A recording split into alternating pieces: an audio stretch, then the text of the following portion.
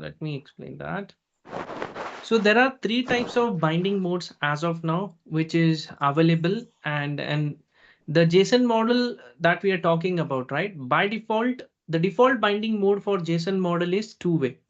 Okay, so default model or default binding mode for JSON model is two-way, but explicitly you can set the mode of a JSON model to one way or one time. That is possible. So which is that method which can help you to set the default binding mode? So method is set default binding mode. So this method will help you to set the default binding mode for JSON model. So now, first of all, let's understand what is a binding mode here. Okay. So what is one way? One way means, okay, one way means, one way means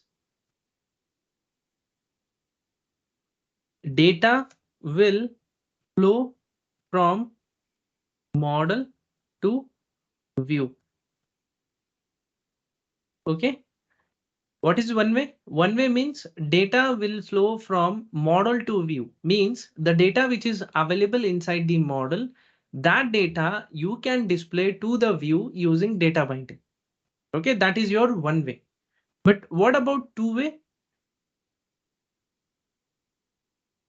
Two way binding mode means data will flow from model to view and also from view to model. So it's a vice versa. Okay. So the data which is stored inside the model, that data will flow from model to view. And let's say if you're making any changes on the view, again, that data will be stored back to the model. That is your two way. Okay. So it's a bidirectional, means data will flow from two ways. Okay. Now last is one time. So the binding which is done, it's only, see, the data will flow from model to view only once. After that, if you make any changes in the model, still the data will not be reflected on the view because you kept the default binding mode as one time. Okay, so in real time scenario, I'll give you